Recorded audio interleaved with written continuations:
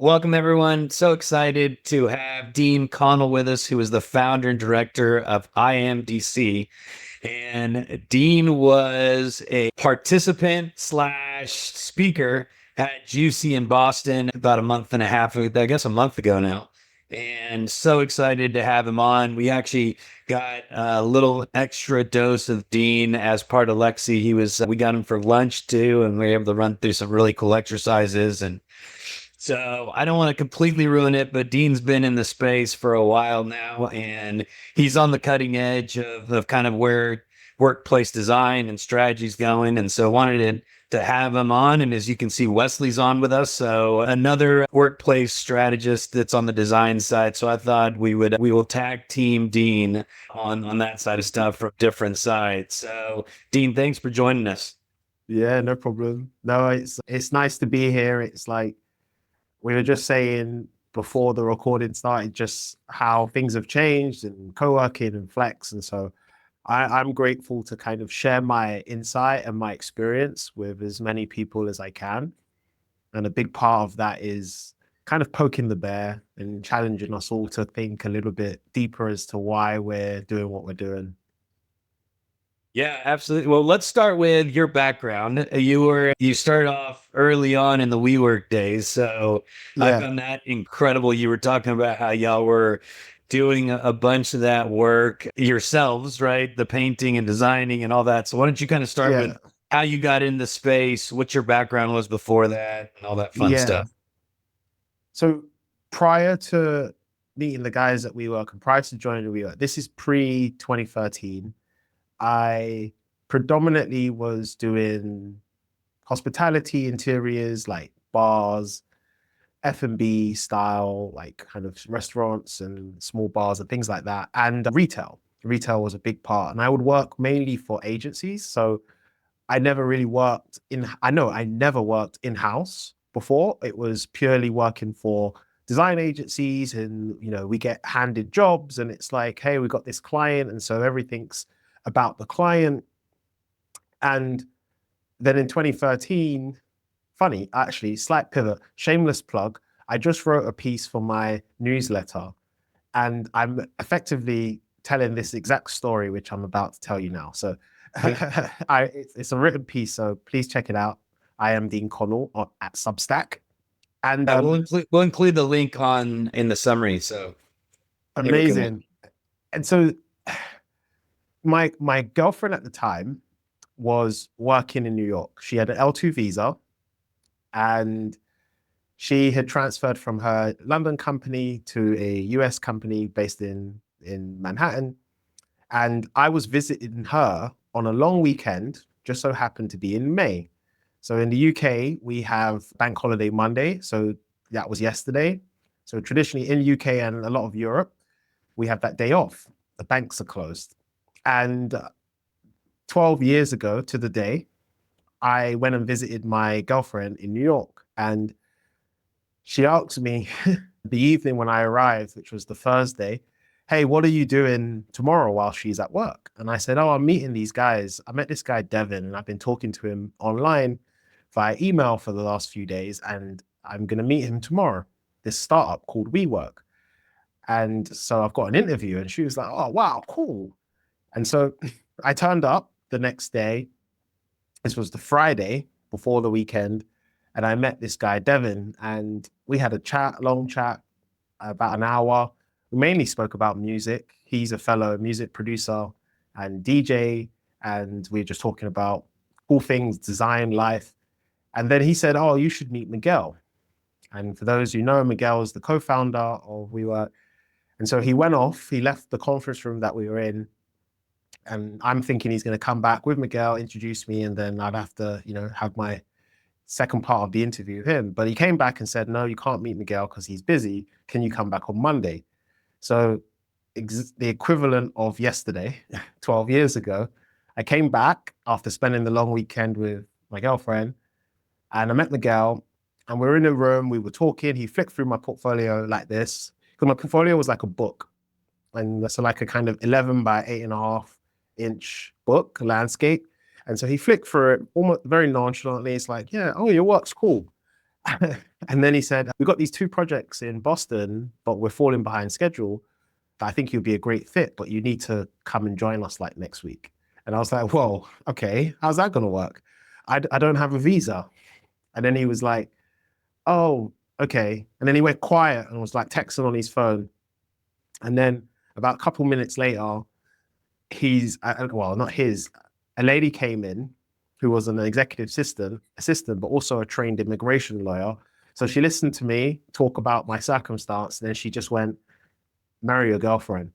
And I was like, whoa, whoa, fall back, stop. No, that's not gonna happen. There must be another way. And true to form, Miguel was like, okay, well, we're gonna have to come up with something else. We'll figure it out. And for those who do go and check my Substack, that's the title of my post this week, where I tell this story. And so I flew back to London, and then we figured it out. We were texting back and forth, and in the end, I incorporated IMDC as an entity, obviously, but it was mainly just me. And then we planned and agreed that I would spend 90 days in the US on the ESTA travel waiver program visa. And then I would leave, and I quit my job and flew back to New York. And that's how it all started. And then kind of 2 weeks, 3 weeks into the project, my time, we were working on this Boston project. It was cool, it's having fun. And then I kind of got whiff that actually it's changing again. And one of the directors called me into a room and went, Dean, do you know millimeters and metric? And I was like, yeah, of course I do. I'm still trying to figure out feet and inches. I feel like I'm going back to school here. And then he was like, okay, great, because we're gonna go to London. And then it's like middle of June, we started working on the London project. And so true to form, because I speak real English, guys, I was the one to work on the London project. So therefore, the whole challenge around me being in the country 90 days or less or longer and having immigration issues kind of went away. So because now I'm traveling back to London anyway to manage this project for the next 10 months. And that's how it all started. And 12 years later, I spent 7 years at the company and developed like a lot of the international business from a design standpoint. So London, Amsterdam, Israel, then went to Asia and did Hong Kong, Korea, mainland China, Sydney, Australia, Southeast Asia, Japan, and everywhere in between that side of the world. And I had a lot of fun. So it's a long-winded way to say, yeah, it was like 7 years at the company. And now I talk about work and help workspace providers make better workspaces. You even know the count of how many WeWorks you were part of designing and opening? No, I know it's well above I know I did well over 2 million square feet in terms of size, but that doesn't really, what does that mean to anyone? I don't know. It's a lot 50? of real estate. Sorry? 50, 100 locations? Well, because my role was mainly as a creative director. So Yeah. especially after the first few years where the first few years I was actively designing and doing everything. Okay. But then from around 2016 through to 2019, I was a creative director. So I had teams that I would work with, and they would be doing most of the design, but my neck was on the line. Basically, if Adam turned up and was like, what's going on here, is like, he'll call me out. And that was the nature of the gig. And so in that sense, I was like responsible for a lot of design. And that's why I can't remember, because we were just doing so many projects, and there was designers that had 2 or 3 projects at go. And I would be in reviews like at the beginning of the day, like 8 a.m. all day, and like without lunch, like just eating on the go and just reviews. But when I say it wasn't like it was a bad thing, it was fun. It was just going through projects, talking with designers, helping them kind of think about how they can place furniture here, or do ceiling treatments here, or floor finishes, or whatever the case may be. And so it's a hell of a ride. 2 follow-up questions, Dean. The first one is super important. I need to know if you married the girlfriend. That's very Oh important. yeah, it's funny. Good. I did in 2017. I married her, Amazing. and then we moved to China together. Crazy, it was weird, but yes. So yeah, that was an important part of the story. I love it. So it's funny. So this is uncensored, Dean. So, and I did Yeah, tell you, yeah. so at lunch, I took a picture with him because I was sitting next to two industry experts slash colleagues, and they were like, oh my gosh, he's so hot. And then he said he was married, and they were both like deflated. I'm like, wait, y'all are both married. What are you talking about? And so it was so funny because literally I just texted him a picture and was like, hey, look who I'm interviewing for Flex Uncensored. So I'm getting a rise out of them right now. So yeah, so he got into the conversation about his wife and Juicy and everything else. But I mean, what an awesome story. I mean, how you just happenstance, right? You met over a weekend, and before you know it, you're moving to the US to be part of a huge startup. Talk about Yeah. drinking from the fire hose. Well, yeah. But the thing is, it wasn't huge then. I like, truth be told, right, guys, I was a before moving to New York, I was a senior designer, and I talk about this in my newsletter, and I was kind of not obsessed, but I was like most European designers at the time. You want to climb the ladder. You want to, because it in design, and it's probably the same in the States, but it's very clear, like, class system. Your career path is pretty much mapped out. So it's like you come out of university, you're a junior, basically you do all the shit jobs. What you do all the drawing work, you do all the production work. You don't really do any creative thinking. And then, middleweight, you get a little bit more responsibility. You get invited to some of the client meetings to sit at the back. And then, like, senior, you get to lead the client meetings. And I was climbing that ladder. And so I was kind of obsessed with getting to senior. And I had got there, and whilst my girlfriend had moved to New York, I was like, oh, I really like passionate about being a senior. And then, so when the opportunity came, I was more like, I'll do this, but I'm doing this more for the experience. I've always wanted to travel as a young person. I'm doing this more for the experience. And then I used to say in my head, I'm going to do this for a bit and come back and get a real job. That's what I would say. I was like, this thing of like, oh, workspace. I was like, oh yeah, it's kind of cool. You look at the pictures before I traveled, and it's like, okay, it's kind of cool looking, but it seems like it's not high design. It's not like I was focusing on shadow gap details and architectural objects in space. It wasn't really any of that, is what I saw. I saw more, it was more like resi feeling. And so at that time, my mindset around design was like, I'll just do this for a little bit. But what I learned was, you mentioned about working for a big startup. What I learned was actually, that was when my career actually ended.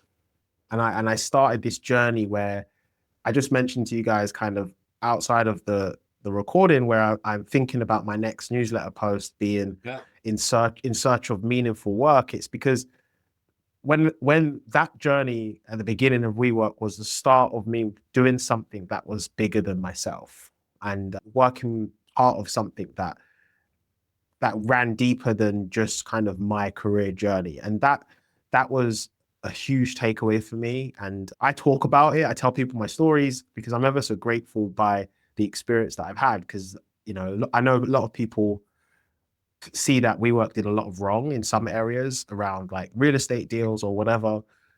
But when I tell people these stories, it's to share that, like, you got to think from my perspective. I'm a builder. I'm a product builder. I'm a designer. Our job is to build products. So if you tell me, hey, I'm going to give you X millions of square feet, the next $1 million to build a space, I'm going to say, all right, thanks. Yeah. And so to my point, I mean, about being huge, right, is a lot of times what happens in our life, we don't realize how big it is until later, right? And so that one moment changed the path of your entire career / entrepreneurial journey, because like them or not, trust them or not, regardless of what your experience was with Adam, he is probably one of the most influential entrepreneurs, controversial, albeit, but I mean, look at him again. He just went out with flow. And so to be around someone like Adam and Miguel and what they built without even knowing that it was going to turn into what it turned into. It literally changed the trajectory of your life from a career Yeah. to an entrepreneurial journey that has now allowed for you to start your own company and be influential, speaking across the globe and ultimately getting here. So that's the awesome No, part. Well, it I think is. It too, is. sorry, Dean, I think what you said is so interesting because as you were, designing more and more square feet, I can see how eventually you mentioned this in a video that I watched of you talking about how co-working kind of killed the office because Yeah. I think it's why so many people are finding such fascination in this idea of kind of flex work or co-working outside of the WeWork, outside of because it's such an evolving, there's no one size fits all. And when you do start to get into when something goes from being innovative to being a trend and everyone is doing that same look and feel, or it shows up over and over again, Yeah. it does become less invigorating, less exciting. And what you speak on now, some of what I've seen from you is this idea that, co-working has really kind of taken a sledgehammer to what we've considered the office has to be or should look like. And it can be Yeah. anything. And there's so much creativity behind that. Yeah. No, I appreciate you kind of pulling out that point because my working thesis, one of my ideas is that co-working, the office is dead and co-working killed it. That's the thesis. And it might sound clickbaity a little bit, and to all intents and purposes, it is. But the substance behind it is the strategy. When you study the history of the office, you learn that the history has done one thing consistently over time, which is change. And it's change primarily because of the nature of work. So whatever the nature of work is at the time, which is driven by technology primarily, the office kind of responds to it. It's like a reactionary physical object. It's slow, it's real estate, right? And so the point is co-working as a design trend at scale by the work that WeWork and others have done.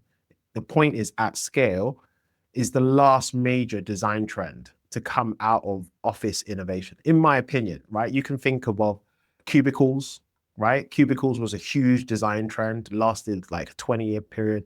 And you can go all the way back to like typewriters and all of these different styles that have happened and kind of went through the office. And I think co-working and flex, I think you're right to say it's now matured to such a degree where everyone's kind of doing it now. It's become the trend, if you like. And that's why my other big idea or working idea is that we now have to kind of figure out what's next because everyone's kind of reached this level. So who's going to be the trailblazer to say, oh, I've decided now I'm going to make the office without any desks. And here's how it makes money. And who's going to be that person? Who's going to be that company? And I think at the moment, everyone's kind of jockeying for positions, saying that they've developed the future of work, but really what they've done is they've just taken the WeWork product, put lipstick on it and changed it around a little bit and then called it the future of work. And it's like, come on, guys, we did this 13, 12 years ago. 100%. It's kind of like that idea where I worked as a designer before moving into furniture.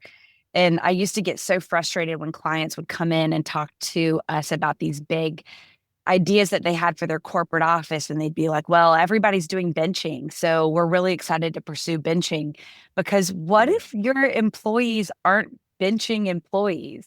It's that same idea of like, what if your culture isn't, flex culture? What if you just kind of prescribe this answer, but it's not how your people actually work? What do you do, Dean, to get to that? Like when you're talking to clients or people that hire you, how do you help them to see like their personal version of flex or the next right thing for them? How do you help them kind of walk through that? For me, the center point is the people. It's difficult because at some level, it depends on the corporation as well, and it depends on the company, because some companies are still consider their people to be just kind of units on a balance sheet, right? And whereas other companies are really focused around, okay, what their people want and things like that. So that's the variable. The variable is on the company and its corporate kind of culture. For me, it still just goes back to the end user. It's like, how does the end user want to experience this space? And then that creates its own challenge, because if you're doing, say, a co-working space, you don't really know exactly who that end user is. Whereas if you're working with a company, you kind of do. And so you have the opportunity to go straight to their people and talk, with them or their change management teams or whatever, to understand what their people want. So I actually think it's easier when it's a company. I think it's harder when it's more speculative, like flex co-working, because I think, and that's why I think a lot of co-working and flex operators look the same, is because they struggle to deal with that unknown conundrum. Whereas at WeWork, what I learned and what the guys were very, very clear on there, we would just cast the space in our image. So it's like, okay, we don't really know who these people are, so let's just make it for us. and then that people will kind of buy into that culture, if you like, and if it works, it will lead to community, and then we'll have a product. And that's effectively what happened. So now you see a lot of these spaces, they lack soul, and it's because they lack people, and because the people don't really reflect the creators of the product, and vice That's versa. so So good. it's nuanced in a way, but also quite simple, quite basic. Yeah, I can see that. So what has you the most excited right now, Dean, with the stuff you're working on? What has me most excited, anyone who's trying to do something different within our industry. And when I that seems generic, right? What I mean specifically is those who are taking the concept of co-working, if you like, the business model, and instead of just saying, hey, we're going to have private offices, dedicated desks and hot desks, and then we're going to have a shared kitchen, a lounge, and a bunch of meeting rooms and some phone booths. Okay, great. Those are the core pillars. I might make a video on this. It's the idea. But those are the pillars of co-working, right? Okay, fine. But who's going to say, all right, and I'm just going to make a wild one up. This is a co-working space for dog walkers. I don't know if there's a market for that, but I've met some founders. I met a founder who's doing like a co-working space for, like, if you like, daycare and kind of like a crash nursery where working mums can, and she's a working mum and she was having this issue with childcare and the cost of childcare. So she started developing this product, and she raised money, and she's still trying to find her right location. But things like that, I met a couple of people at Juicy who have like wellness concepts. So it's like instead of subleasing desks, they sublease kind of treatment studios. That's cool. And then there's these new health ideas. I think there's so many like variants of the model as it relates to brand and as it relates to product market fit, that I think that's what gets me excited. I'm not excited by Class A corporate building downtown, water, beautiful fit out, super expensive budget, boring with the same pillars. Because you can throw money at it now, and you can say, I've got an expensive budget, so I've got an expensive fit out, but it's still just an office. Yeah. And I think the interesting part is like I'll tell you, Gensler has done a bunch of designs in the space, and they just don't get it, right? They just don't get it that I've seen. And so it's having people like the two of you, and Dean, we haven't jumped into any Wesley's story, but Wesley literally showed up at Juicy 2 years ago, 3 years ago. How long ago, Wesley? I think it was only 2. Yeah.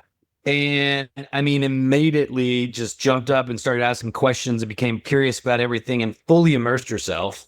And I think that's the difference between people that dabble in the space and people that are fully immersed in it, right? And so back to it is right. You got to drink from the fire hose, same as I did, right? I was out trying to get it. You and I haven't had the discussion, but I was out trying to get a corporate real estate job, being like, oh, what's it like to not be on straight commissions every year, and in the Yeah. retail sector, and ended up at Regis.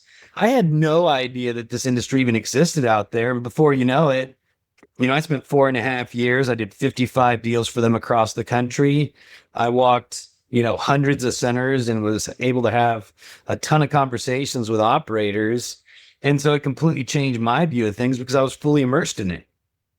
Yeah. Yeah, I think you Yeah. walk into a co-working space. I mean, you're so right, Gio. Like I think that this light bulb went off when I started to learn more about this co-working space because, like you said, Dean, my history has been kind of in the traditional office space. And while there is so much creativity and so many beautiful spaces and a lot of creative ideas, there isn't as much flexibility traditionally with what you're doing with a traditional office space. And all of a sudden, this co-working world is open and you talk about variety. And I wonder, like, where do you think owner operators, I mean, maybe the answer is just inside their own head or inside their own specific market, but where do you get the inspiration to do something different? Like now that we've seen the model, we've started to see, a lot of these Yeah. spaces that have a little bit of the copy, paste, repeat look going on. Where do you get the inspiration to do something like totally different, totally new? It's funny. Two things on that. One is the one is partly linked to the creative side of design and my spirit, which is I don't know. So it's the kind of the unknown element of design where it's like you have a challenge and then you figure it out as part of responding to that challenge. So I don't know is the first part answer to that. The second part is just doing things that have purpose. That the idea around community has been kind of beaten a little bit. I think people miss the trick with what it really is, and it's not just about community; it's about culture. And I think what gets me most excited is taking that unknown element, taking that creative spark, which I don't know what it is right now, and pairing that with, as I said earlier, something meaningful. I think that's when something happens, because I'm only just speaking from experience here. Like I was so, you could say burnt out, but I never felt that way. It was just each day was exciting in terms of my journey and working for that particular startup, and watched them grow. And for me, the people were amazing. The bonds we created together, the culture within the organization, as far as like how we would talk to each other, and like, I'm sure I didn't watch the documentary, but it's created an image around who certain people were. Like I enjoyed working with Adam. I found him to be quite inspirational as far as like pushing you to do things. And with Miguel as well, he was very just like, he could cut through things and get to a kind of profound moment pretty quickly. He was really good at that. And I think both of them and the energy around the company, they empowered everyone to figure it out and to get it done. And I think I sum it up by saying, in terms of excitement, and I'm thinking all of this out loud, by the way, but I sum it up by saying, some people said to me when I told them, oh, I used to work for WeWork, and they talk about my journey and workspace design. And then they say, oh, but wasn't it like a cult? That's what a few people have said to me. And sometimes I think about it, and then I have two responses. And anybody who's read like Unreasonable Hospitality by Will Guidara, he's got that chapter in the book where he talks about cult. And he talks about cult is, the root word part of culture. And he talks about how those who are outside of the group never really understand it. And so it looks like a cult. And there's that side to it. And then the other side for it, I used to ponder this thought when people would ask me this question, like my friends and stuff, like who would see the news and see, oh, I saw this documentary and I used to work for the company, blah, blah, blah. And I was like, and I would say to them, I would say, okay, they were like, oh, was you all kind of just like hanging off of Adam's tenterhooks and just, you know, and to a degree, there was some of that within the organization, as you can imagine, like, yes, people, especially when masses money came in 2017. But like, my response would be, well, you know, if Adam was out there selling the Kool-Aid and kind of manipulating everyone, we were the ones who were in the back room fucking making the Kool-Aid. And so, Yeah. and so Yep. in my mind, I was like, sure, yeah, you know, he took the highest risk and he got paid for it, blah, blah, blah. But from a product builder standpoint, from a creative standpoint, if I can claim anything, if I can hold on to anything, it is this idea that ideas around how the space should feel, should look, where art should go, the type of art we should put on the walls, what the furniture should look like, why we should hire community managers to be a certain way. Why these conversations were built around, you know, water cooler talk or pantry talk that we would have. And I told the story at Juicy around the the milk fridge debacle and the debate, and it's those stories where we would debate, and it was a free for all, meaning everyone's voice was, there was no loud voice. Adam wasn't like, we should do this everywhere. He would, you know, he knew that we were creative and we were coming up with something cool, and he would allow it. And so anyway, that's long-winded, but No, I love it. I'm so glad you brought up unreasonable hospitality again, because I meant to say that to you when we first met. I'm gonna coin that term. And so ironically, I have read the book twice. And when Gio and I first met at Juicy 2 years ago, I think, I met him briefly, mentioned the book, and sent it to him at his old company. I didn't know that he had left his previous employer. So I sent him a book, and they were like, this dude named Wesley sent you this book. Do you want to come by the office and pick it up? And I was like, oh, that was me, girl. And it's not a random book. It's actually a great book, and you should read it. Yeah. So now we all have that in common, that we think Will Guidara Yeah. is just one of the greatest ever. It's almost simple, but sometimes the best ideas like are super simple. And in my opinion, that's what a lot of co-working is missing today. It's missing that culture. It's missing the person who works behind the desk that looks you in the eye, and you can tell that that person who works behind the desk is like owning this place. And there's like, now it's just jobs. People just have a job, they work there, and like, and that's what I see. But before, it was like we would hire people and they were just like the perfect fit. They were the brand. And it was like the way they wore their trainers, if they had a certain tattoo, if like everything about who that person was, like, because their personality knew, and this is the key thing actually, for any operator out there who's hiring, the people who are willing to go beyond their job. I think this idea that you're part of something bigger is crucial to creating that culture. And by getting the right people in who are willing to kind of leave your mission and your vision and travel along with you. Like, I'll give you an example. I never told this story at Juicy, but it was part of my Boston experience. And it's funny, I was looking for some images for my latest newsletter, and I found some really cool ones of the old team. We were at the Boston job, and we turned up at site, and it was Super Bowl weekend 2014. So that's like February, right, guys? Because we were opening in February. We were opening right after the Super Bowl.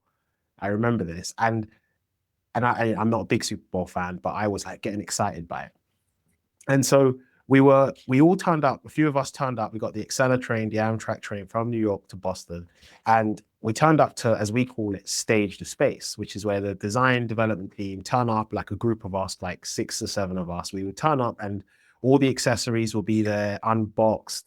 And we would we would figure it out, and we would change things. We would do art. We turned the space from being a construction site into ready to open for the members. And we turned up, and there was about 500 unfinished desks. Like, so if you ran your hand across it, it's like splinter galore. It was a joke. And so we're thinking, shit, we want to watch this Super Bowl game. We've turned up, I think it was like the Friday and the Super Bowl was on the Sunday. Can't quite remember, but something like that. And we turned up and we've only got like 48 hours. So no one called anyone back at headquarters. Hey, we've got a problem. There was none of that. It was, hey, we've got a few credit cards. And we went to a hardware store and we bought a bunch of wax and masks before COVID. And we waxed 500 desks, a couple bottles of vodka, tequila, I think, some pizzas. And we made it work and we made it happen. And it never was an issue. And it was just, it got done and we had fun doing it. And that was the spirit. And I think if you're hiring someone and they're going to be at your front desk and say, for example, you've got a difficult member or, you want to activate the space a certain way, and even you need someone who, you're willing to give the keys to your own home to, right? And so it's like, they're going to play the right music. They're going to talk to the guest in the right way. They're going to realize if someone's struggling and go out and help them, and little things like that. Those details, all of those details were there, and that comes through the people. It comes from the 100%. people. Yeah, you can't replace those things. No. I mean, it's just like think, going to a restaurant and the waitress or the host looks like they would rather be anywhere but there. They're texting. They don't acknowledge you when you come in. You can tell that they're like looking at their watch, waiting to see when their shift ends. That feels miserable. You don't want to be there either. You can feel that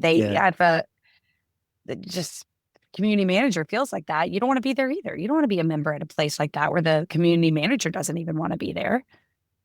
Yeah, that's hard. And, I found like I did a job after leaving WeWork, worked at an hotel for a period of time. And we did this big job, Old Sessions House, which I love as a project because it's like my favorite project because I had kind of complete creative control over. And one of the things I think we got wrong as an organization, we hired people with co-working experience. And that sounds crazy because we were developing a future of work concept in 22, 23. And I think the space was a future of work concept. It's an old old courthouse, and 250 years old, great history, beautiful, beautiful, beautiful space. And we curated like these rooms, and it's kind of, when I mentioned moments in the Juicy talk, it's really where I tested that idea. So it's like moments is synonymous with sessions. Work is just a session. It's just a moment in your day. But as I said, where we got it wrong, we would hire people who, if you like, jaded from working at flex operators or co-working spaces. So when they came into this environment and it was like a startup, so it was like this new building, this new product, which needed people who were going to think on their feet and own it and really like take control. They were like, why isn't this figured out yet? Why isn't this working? So for example, another example is, we developed the host area, and I had in my mind that we're going to develop the host area or the reception area. Instead of it being a reception, we want it to be like the maitre d'. So we wanted it to be like a maitre d', and you arrive and you're greeted by someone who's standing up, looks you in the eye, not on their computer, and you're the center of attention. And we hired some former, if you like, flex receptionists who were used to sitting behind their desk. And one of them she couldn't hack it. And I remember she complained to HR and was like, I don't have a stool. I can't sit down. It's hurting my back. And it's like, that makes no sense because sitting down all the time is what's bad for your back. So just someone looking to complain about something. But it wasn't, I don't even think it was looking to complain. To be fair to her, it wasn't even, it's like looking to complain. It was more just, the point I'm making is, what she was used to wasn't it. It was like, she was used to traditional reception desks, have a screen, sit behind it. As you said, someone walks in and kind of sometimes notice them, hello, like, have you got your badge or whatever? And that was what she signed up for. but the product needed something else.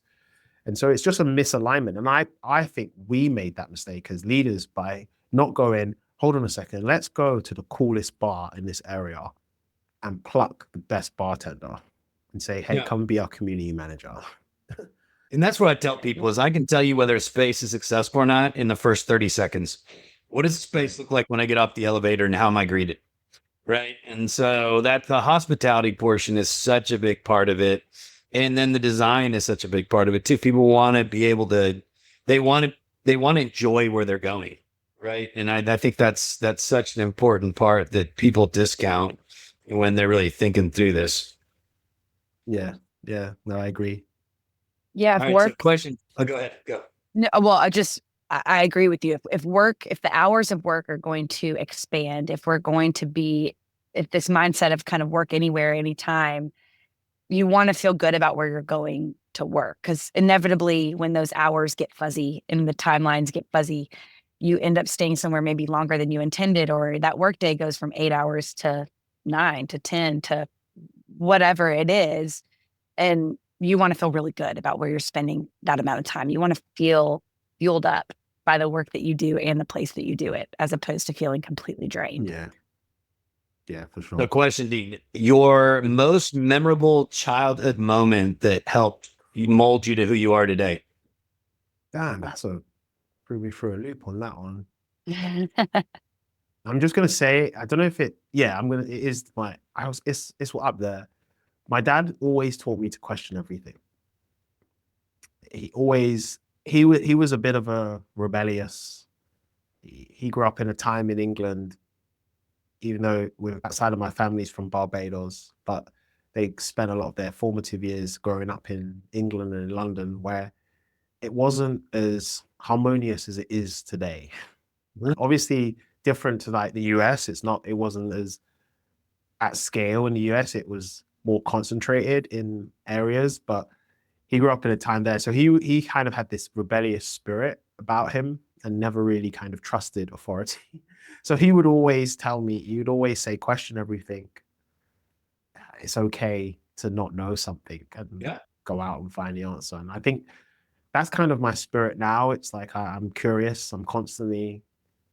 I have no answers. And that's kind of my point at Juicy was like, hey, I'm not coming here to tell you guys how to design co-working. It's like, I'm here to tell you how to think about creating something that might lead to co-working. So to question things and to be willing to go to the unknown. Yeah, I mean, it's the challengers that change the world, right? And so, I mean, I think that's such an important part of it is, the reality behind what we're seeing is it took someone to come in and change things, right? And to challenge the way we worked. It took someone to challenge connecting into the wall for our cell phones with a telephone, right? Or the laptop that I'm talking on. I don't know what you guys are using, but I mean, I think that's just part of it is, I love the fact that, people like Wesley and you and, other designers are out there going, you know what if what I was taught in school was wrong, right? And going out and testing things. Yeah. Yeah. I especially now when you think about it, I've got 2 young kids, like 6 and 3, 3 going on 4 or going on 24. But I can't help but think through my experience over the last kind of 13 years and what I'm talking about in terms of my work and the content that I make and all of those kind of things. I can't help but think about it through this lens of the digital economy and how are all of these thoughts and these ideas going to kind of transcend into a future when my boys are older and cash doesn't exist and they're just, I don't know, the phone's submerged onto their face instead. The world is weird. And your point there, Gio, that triggered that thought in my head is about like, we don't know. We don't know what the future is. And technology is accelerating at such a pace. I don't think people have really grasped it yet. I think everyone's kind of like bickering. right? So now like the thing on LinkedIn is like, oh, this person's writing a post because they fed up of people using AI. It's like, okay, guys. And then you got the other side, people are like, you got to use AI, and everybody's got a company.ai, and it's like, everyone's just like, it's like not so much noise. The signal is, hey, this shit's changing, and it's changing fast. So whatever it is you got to do, you got to figure it out, because yeah.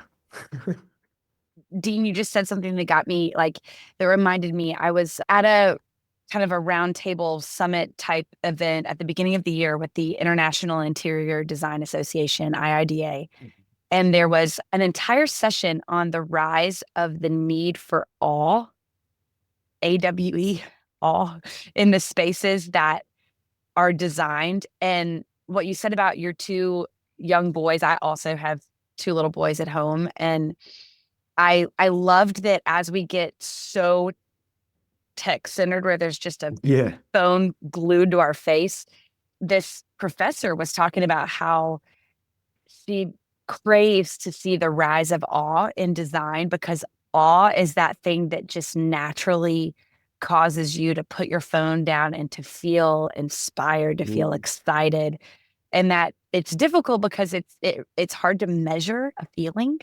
And so often we tend to gravitate towards things that are measurable or have a measured outcome, and that we should be really craving more often to try to either figure out how we can measure awe or sit in the space and just watch. Are people astounded by what has been designed, or are they not? And you talking about your kids made me think of that full circle. Like, I'd love for our kids to grow up in a time when it's more common for spaces to be created with the goal of awe as opposed to desks or head count or something like that. But mate, you triggered it. We're gonna have a little kind of creative back and forth here. Like, Love you've it. triggered something, because like, think about how kids like to play. They like to play with things, and then if you the challenge with awe and creating awe is we're probably going to default to try and capture it with our phone, right? So it's like you walk into a space to find that's awe-inspiring. It's like, okay, quick, I gotta get the angle. It's like, so maybe the answer is participation. Maybe the answer is somewhere along the lines of people have to engage in a space, because you see it now. Like, people ask me a lot, do I go to football matches or concerts? And I'm like, I kind of don't, because everyone's there with their phone like this. Like, who's really enjoying the moment? And so to create awe, maybe we're going to need to create spaces that force people's interaction in some capacity. It could be through a conversation or whatever, but just thinking out loud there. I love that. The experiential design. Yeah. So, final question. You have two boys. What are the two things you love most about each of them, and why? Okay, my oldest, he's 6. He's called Alexander. We call him Xander. Okay, I'm just going to be real time with this. Yesterday, his mom asked him and his brother to do tidying up. His brother kind of ran off screaming, I want to be Spider-Man. And and he started tidying up his Legos. And then he just decided upon himself that he's going to organize his Legos by color. And so he's got this tower, and he started organizing them all by the different colors. And he was really proud. And he's quite the intellectual, if you like, at 6 years old. He likes, space and nature and Lego building. And then Leo is kind of the opposite. He likes singing and performing and dressing up as Spider-Man and Venom, and generally he's the life of the party. So quite the opposite. But yeah, I think they're both quite special, and we all do think that about our kids, don't we? But yeah. Well, it's amazing how they each have their own little different personalities, right? That are polar opposites, sure. even though they have the same mom and dad and the same environment. It's humbling.